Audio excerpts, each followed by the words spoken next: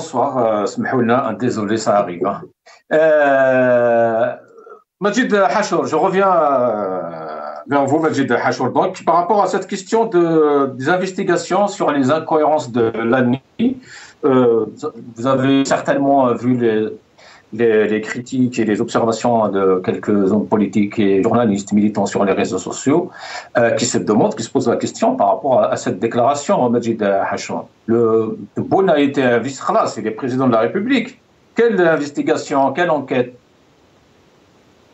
Soyons pas naïfs encore une fois, et plongeons pas dans de mauvais eau, comme on dit, dans une mauvaise eau, comme on dit. Je rappelle pour l'histoire que, à partir de 97, il y a eu ce qu'on appelle des bizarreries, pour ne pas dire autre chose. Vous savez que nous sommes contrôlés à la virgule près. Donc, je mettrai le mot bizarrerie dans les élections. Ils ont promis des enquêtes. Quelles sont ces enquêtes? Promettre une enquête à l'occasion de ces dernières élections, ça avancera à quoi? Ça avancera à quoi? Tout le monde sait la réalité. Mais comme eux sont dans le déni, bien sûr, ils sont dans la démagogie, ils étaient obligés de dire ce qu'il ne fallait pas dire, de dire n'importe quoi. Enquête. Enquête pourquoi? Et pour qui? C'est peut-être juste une introduction un peu gentille pour se débarrasser de Chorfi, non? Vous vous rappelez le jour de notre éviction du BRICS?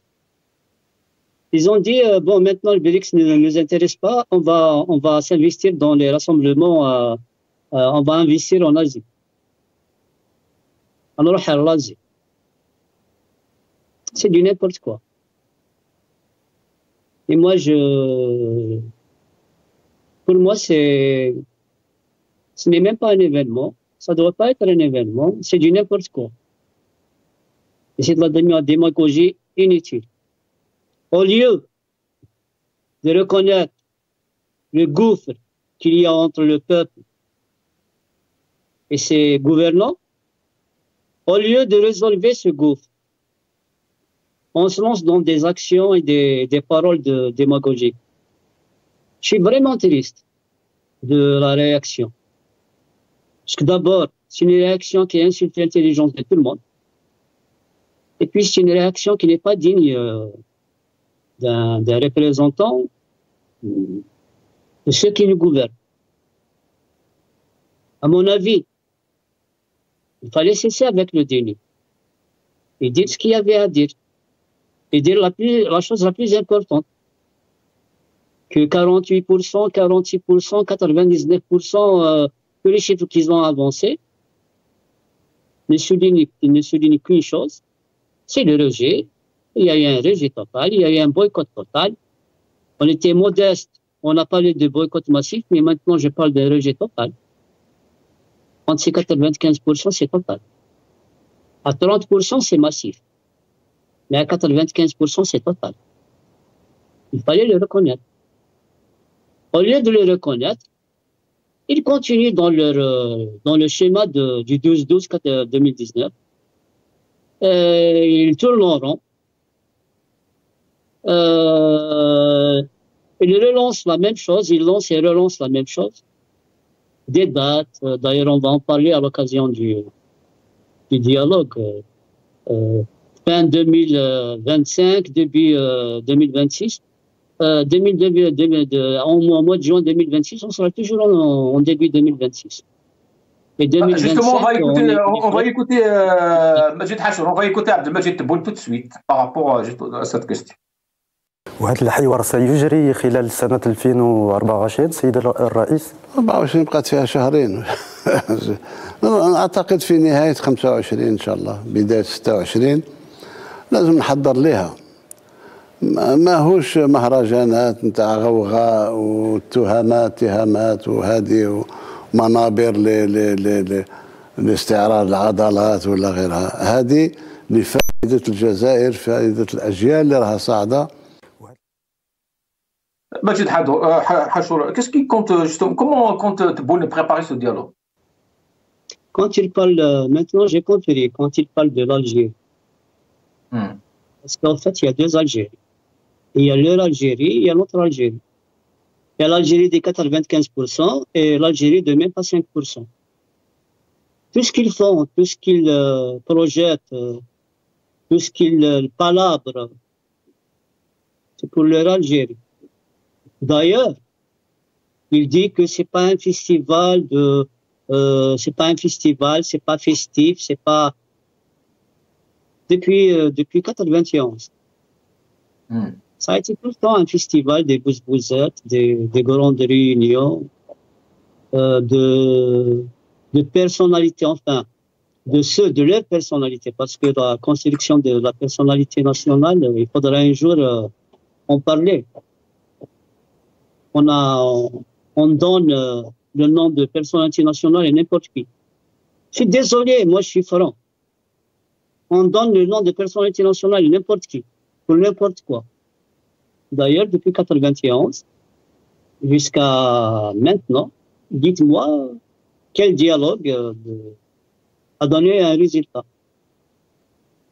Le seul dialogue qui allait donner des résultats, c'était en 95 à Saint-Égidio. Et jusqu'à maintenant, il se trouve, à présent que tout est clair, à présent que, comment dire, le rideau est tombé sur ceux qui se cachaient derrière. On parle toujours de trahison de Saint-Égidio. Il n'y a pas eu de dialogue, il n'y aura pas de dialogue. D'ailleurs, regardez qu'est-ce qu'il dit à l'occasion de son discours. Il va inviter la société civile, les forces. Quelle société civile et quelle force? Société civile de 5%. Partis politiques qui n'ont même pas mobilisé 10% de l'électorat. On tourne en rond, quitte à dire n'importe quoi, Il a parlé des gens, après 12, il avait parlé du dialogue. Vous avez bien vu le résultat. Maintenant, il parle du dialogue. Et ça sera la même chose. Il parle de développement, on va développons le pays d'abord, et puis on aura la démocratie ensuite. Ce discours-là a suivi depuis 62. Vous me dites, qu'est-ce qu'il disait? Chedri, qu'est-ce qu'il disait? C'est la même chose. Alors que, pourquoi que je dis qu'ils incitent nos intelligences? À un certain moment, les gens n'utilisaient pas le droit au développement, le sens ou la conception du droit au développement.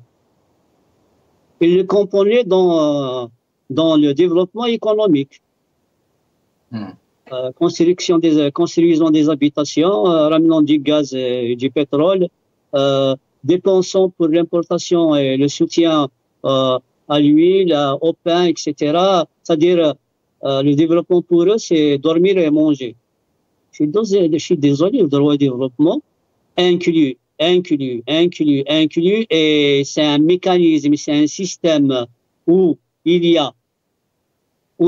la matrice, la principale matrice, c'est les droits de l'homme.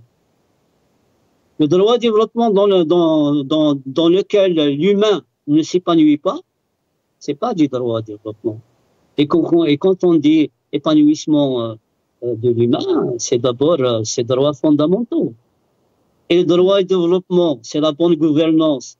S'il n'y a pas la démocratie, s'il n'y a pas le contrôle populaire, de quel droit au développement on va parler? Justement, on va écouter qu'est-ce qu'il dit par rapport à la préparation du dialogue Majid Hachour et je reviens. بالنسبة للحوار الوطني قلت أثناء العهد، ما قلتش غدا ولا من على شهرين ولا ثلاثة، لأن فيه أولويات هو إنقاذ الاقتصاد الوطني، جعل الجزائر في مناعة نهائية بالنسبة للتقلبات اللي في العالم حاليا اقتصادية وغيرها. كان سبق لي وتلاقيت مع الأحزاب كلهم، الأحزاب اللي عندها تمثيل شعبي مستوى البلديات ولا الولايات ولا المستوى الوطني. بدينا الحوار، نزيدوا نتموه ونوسعوه. كلنا متفقين على أساس أن لما ننتهي من بناء اقتصاد قوي نفوت بناء ديمقراطية حق، المؤسسات تحترم بعضها بعض. Belhaïd Jamer, bonsoir. Bonsoir Hussein, bonsoir pour Maître Hachor et pour les téléspectateurs et téléspectatrices. Merci pour l'invitation. Et pour Amaret Mokhtar aussi, il est avec nous. Hein. Ah ouais. Bonsoir aussi à Omar. Désolé, j'ai pas compris. Oui, c'est pas grave. Belhaïd, justement, on vient d'écouter Tebboune. Il n'a pas voulu s'exprimer quand même ou avancer une date par rapport au dialogue, mais par contre, il parle de priorité économique avant d'aller dans ce dialogue. Alors, moi, j'ai entendu, j'ai vu son discours, enfin, un discours, j'ai vu déjà le jour où il a parlé de ça, c'était le jour du serment. Et le discours, enfin, face à la presse aussi, quand il a parlé de beaucoup de choses, y compris le dialogue, déjà dans sa façon de parler, on entend vraiment le mensonge. Parce que quand il parle de sauver l'économie nationale, moi, si j'ai bonne mémoire, pendant le 5e mandat forcé, son premier mandat à lui, et il a parlé vraiment d'un lancement économique et vraiment d'une sortie de crise, des chiffres vraiment imaginaires au point où on nous a bassiné avec le BRICS que l'Algérie va, et heureusement d'ailleurs, pas pour l'Algérie, mais pour lui et pour son équipe, que l'Algérie a été rejetée par le BRICS. Et non pas, elle n'est pas rentrée dans le BRICS. Hein. Elle a été rejetée par le BRICS.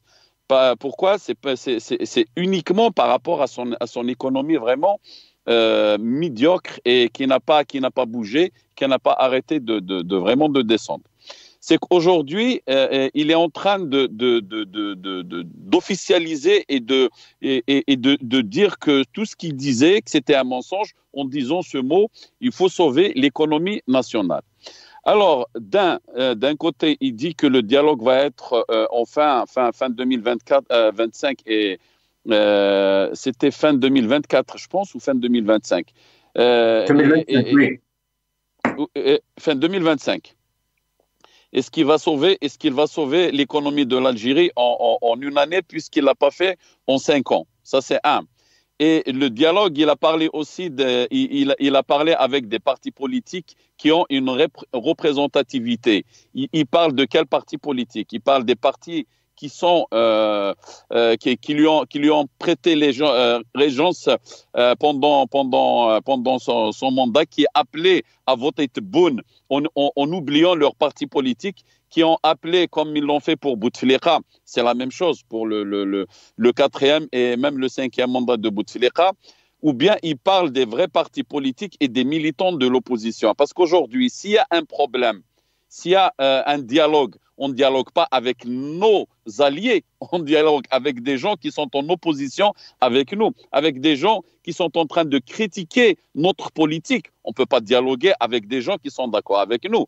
Je pense que la logique, elle parle de ça. C'est qu'aujourd'hui, en Algérie, il y a une réelle crise politique. Et quand on règle cette crise politique, c'est qu'on va régler, le reste va venir automatiquement. Et quand il parle de mettre une vraie démocratie en place, mais qui va mettre la démocratie en place? Ce n'est pas lui qui va mettre la démocratie en place. Quand je parle de lui autant que son statut de président de la République. C'est pas possible, c'est pas à lui de mettre cette... Quelle démocratie? Est-ce que lui, il est réellement démocrate?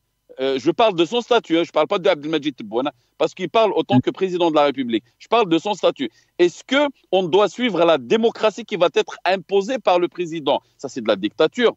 La démocratie, elle se construit avec toutes les institutions, elle construit avec tous les partis politiques de l'opposition et même ses alliés. Elle se construit avec tous les militants politiques, avec les magistrats, avec la société civile. C'est tout ça qui construit une démocratie. C'est pas à Tebboune de mettre une démocratie en place. Soyons logiques. C'est de là qu'on voit que son discours et son appel pour le dialogue, ce n'est qu'un appel à la Karim Younes pendant le Hirak, ce n'est qu'un appel à son Lemchiml qu'il a mis en place, dont il a parlé, qui n'a pas vu le jour. Ce n'est qu'un discours en plus pour berner le peuple, pour berner la soi-disant opposition dont il parle lui, et pas l'opposition réelle qui est sur le terrain. Et c'est juste toujours dans ce dialogue, Tebboune pense que justement le dialogue va nous protéger de nos ennemis. C'est ce qu'elle a déclaré, je pense, dans cette vidéo. محاربة التطرف من أين أتى؟ من أجهزة الدولة ولا من عند أفراد ولا من عند أحزاب ولا هذه متفقين عليها. الحوار ثم الحوار ثم الحوار حتى نحصن بلادنا من تدخلات أجنبية من خلال الحوار نتاعنا يشعلوا الفتيل نتاع الفتنة. أعتقد ما نمشيش أبعد من هذا، خلي نهار اللي يجي الحوار إن شاء الله ننطلقوا في أمور جادة. بالعيد جامع. Ouais, voilà, il répond directement, il répond à lui-même à son mensonge par rapport à ce dialogue. Le Hiwar, il dit le dialogue pour nous protéger de la main étrangère dont on a toujours accusé l'opposition depuis 62 au jour d'aujourd'hui, et surtout pendant le soulèvement du Hirak de février 2019, et surtout depuis son mandat, il parle de l'opposition comme quoi c'est la main étrangère. Aujourd'hui, si les opposants algériens, soit à l'intérieur ou à l'extérieur, ceux qui sont forcés d'être dans l'exil et tout, on les accuse de main étrangère. Avec qui il va dialoguer? C'est ça la question. Avec qui? Dans ce cas, ça va être un dialogue interne, un dialogue entre lui et les gens qui sont autour de lui. Aussi, parlons de ce dialogue, puisqu'il a directement lancé le mot dialogue. Moi, personnellement, en tant qu'opposant politique, en tant que militant politique, moi, je dirais vraiment, je reçois ce dialogue, c'est à bras ouverts, ce dialogue. Mais comment ce dialogue va être mené? Par qui il va être mené? Il ne va pas être mené par le président de la République. Le président de la République, normalement, Abdelmajid Tebboune, il doit être partie prenante de ce dialogue. Il ne doit pas mener, lui, ce dialogue. La logique des choses. Parce qu'aujourd'hui, il y a une crise en Algérie, qu'on le veuille ou non. Parce que pour eux, il y a rien du tout, tout marche. Il a gagné les élections. Il a même parlé, je pense, de mener une enquête par rapport aux élections présidentielles. Ça n'a pas de sens. Ça n'a aucun sens. Oui, on vient juste d'en parler, Blaïd, justement, oui, par rapport à cette question des investigations.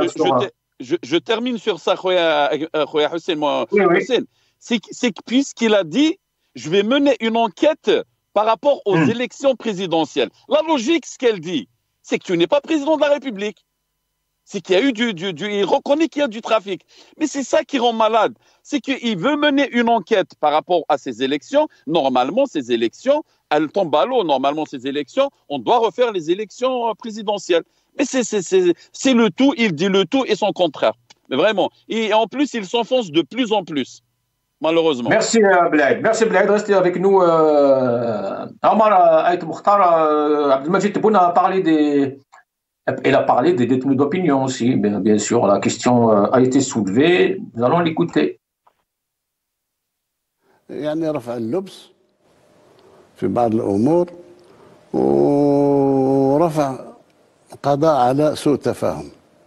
في بعض الأحيان سوء تفاهم مجاني، يعني ما نعطيك مثال. مثلا الناس يقول لك سجناء الرأي يقولوا كذا.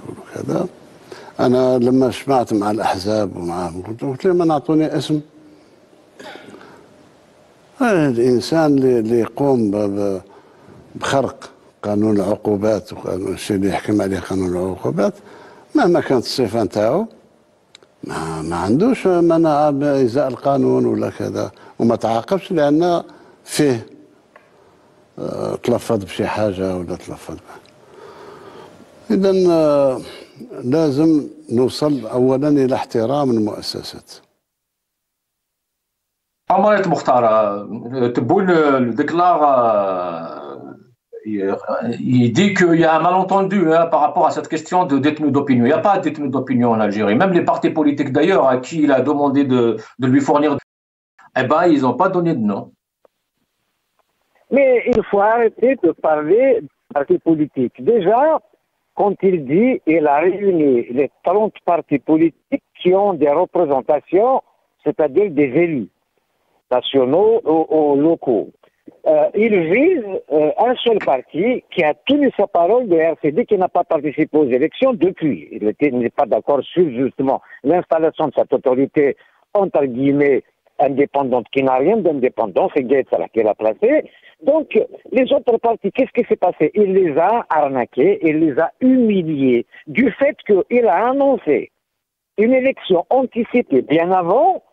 Et puis, il les réunit sans toutefois donner aucune raison de l'anticipation de cette élection.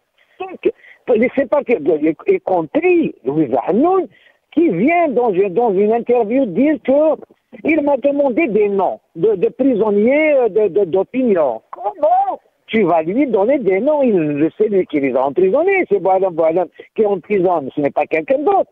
Donc, même Sofiane Djilali qui s'est retiré in extremis, il a humilié tout le monde. Le problème, c'est un homme de pouvoir, ils ont dépensé 400 millions de dollars, ça, tout le monde va avoir sa part, les partis qui ont participé, bien évidemment la FFS et puis l'autre, l'islamiste, mais les autres partis, les FL, les RND, tout ça, machin, ils vont avoir leur part pour fonctionner, pour justement acheter des voix, acheter une clientèle et tout ça. Voilà le vrai problème de Tebboune. Aujourd'hui, s'il est élu à 84%, l'élection présidentielle par définition, c'est un grand débat, un grand déballage. On a le droit à l'inventaire, au bilan, et tous les partis devraient participer, bien évidemment.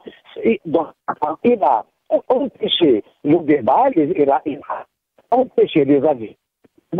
Anticipation, la campagne électorale au mois d'août, et c'est-à-dire que après, il a senti donc 10% du corps électoral. Attention. Donc même 90% du corps électoral, c'est-à-dire 98% d'Algériens n'ont pas voté, il y a 5 millions de votants. Donc le problème, c'est qu'il veut un débat.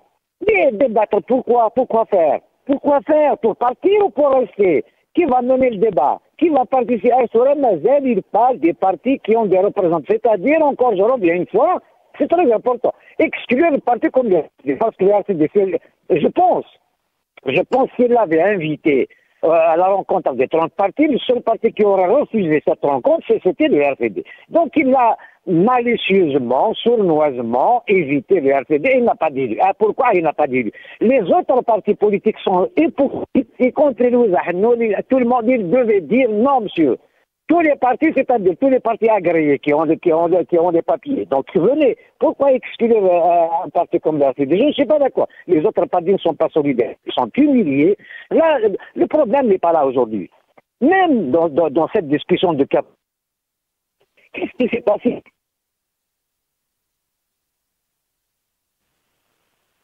Il n'y a pas de justice. Le problème aujourd'hui, c'est l'avenir.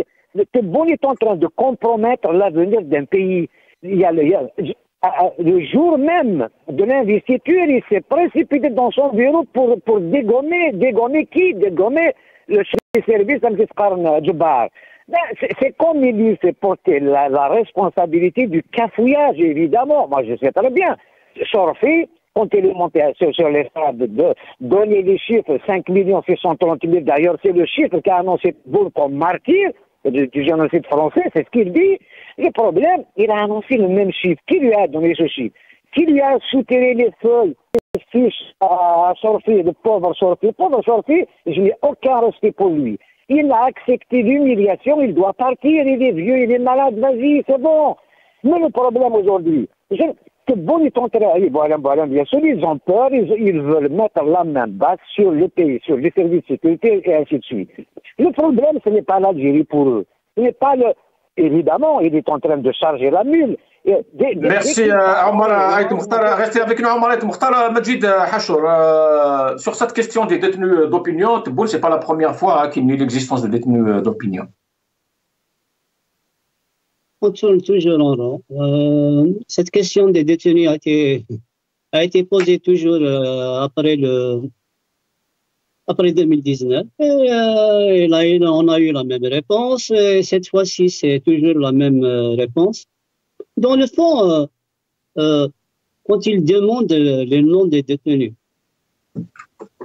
on dit d'abord c'est de l'irrespect aux institutions que de demander des noms. Parce qu'il y a des institutions qui sont en charge de ces problèmes.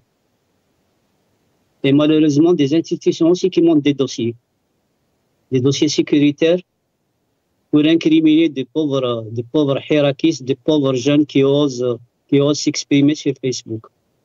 عيب وعار. On se tait. On respecte l'intérêt national. On respecte l'unité nationale. On respecte ce pays. Mais bon Dieu, respectez-nous. Respectez-nous un peu de respect. Mais dans le fond, le système ne peut plus discourir ni parler au peuple.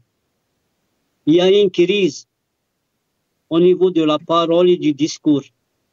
Ils ne savent ni parler, ni discourir. Ils ne peuvent ni projeter, ni mettre des projets, ni se réconcilier avec ce peuple. Quand on dit il va se réconcilier, il va dialoguer avec des partis qui ont des représentants. Parlons de ces représentants. Aux API, combien le taux de boycott était de combien?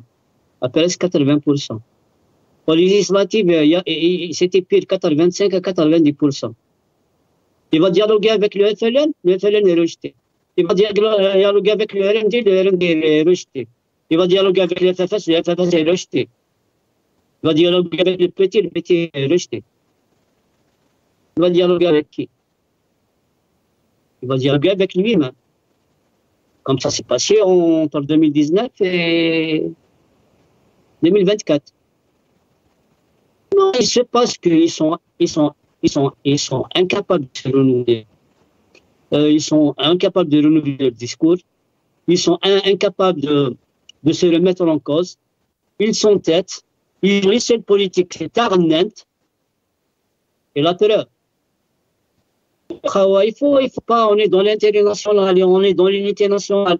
Mais il doit des gens qui ont 76 ans, 79 ans, 80 ans, qui gouvernent des jeunes, une population jeune à 70%. Qu'est-ce qu'il dit? Je vais chercher des compétences. Il va chercher des compétences, bien sûr, au niveau du pouvoir. Et quelles compétences reste-t-il au niveau de ce pouvoir? Ils sont dans la dernière ligne du dernier carré. On est nationaliste, on est patriote. On tire la sonnette d'alarme. Vous voulez dialoguer, c'est simple. Le seul dialogue qu'on peut oser, c'est libérer les détenus politiques, ouvrir les champs politiques et médiatiques, asseoir la démocratie une bonne fois pour toutes, et empêcher et rompre avec toutes les politiques boumedianistes et brejneviennes. On n'est plus dans le parti communiste, ni dans les fermes du parti unique. Merci Majid. Merci Majid Hachour, يعطيك الصحة. بالعيد جامع regardons cette vidéo. اولا المسجونين تاع الراي هذه اكذوبه القرن. ما عندناش مساجين تاع الراي. انا الانسان اللي يسب ويشتم وهذا يتعاقب بالقانون العام مهما كانت صفته. بالعيد جامع. Moi, bon, je profite par rapport à cette, puisqu'on parle des détenus d'opinion, il ne faut pas qu'on oublie que dernièrement, ils ont pris Abla Qamar, enfin, c'est au sud. Et quand il a fait cette déclaration aussi, quand il a parlé aux journalistes, c'était, je pense, 2 ou 3 mois après, il y avait, je pense, c'était le ministère des Affaires étrangères qui a parlé à Genève, je pense. Il a dit qu'il y a peut-être une dizaine ou peut-être de détenus d'opinion. Il y a une contradiction entre son ministre et sa déclaration à lui. Et par rapport aussi aux détenus d'opinion, moi je dirais aussi c'est une très très très très grande humiliation à monsieur Aouchiche, hein, le lièvre qui a servi vraiment un vrai lièvre pour ces élections. C'est le passage de Tebboune. Parce qu'il ne faut pas qu'on oublie qu'Aouchiche, il a fait sa campagne électorale sur le dos des détenus d'opinion. Il n'arrêtait pas de parler des détenus d'opinion. Et lui-même, si vous vous rappelez, il a fait une déclaration. Il a dit que j'ai parlé au président de la République des détenus d'opinion. Alors, soit c'est Aouchiche qui ment, ou bien c'est Tebboune qui ment. Il y a un des deux qui ment, puisque Tebboune a dit que j'ai parlé avec les partis politiques et personne ne m'a donné un nom. Sachant que les détenus d'opinion et politiques, ils existent, ils sont en Algérie, ils ont juste brandé des pancartes et demandé une Algérie libre et démocratique. Et il y a une partie de ces détenus d'opinion, de ces détenus qui ont été mis en prison entre février 2019 et décembre 2019, ils sont toujours en prison. Et ces détenus d'opinion, c'est grâce à ce hirak, d'après lui, qu'il est devenu président. Et c'est grâce à ce hirak que l'Isaba al-Qadima, dont il y était lui, aujourd'hui il appelle l'Isaba al-Qadima, ancienne Isaba, enfin l'ancienne Isaba est partie et que Tebboune est venu à Al-Mouradia. Alors, je pense qu'il y a une grande contradiction dans son langage. Et ce dialogue, je ne pense pas qu'il va y avoir un dialogue national. C'est juste une poudre aux yeux, comme il a toujours promis. Merci. Et dit, un mensonge de plus pour finir ce mandat, dont je ne suis pas sûr qu'il va finir son mandat. Voilà. Merci Belaïd Jamer, merci Majid Hachour, merci Omar Et Mokhtar, merci à vous toutes et à tous.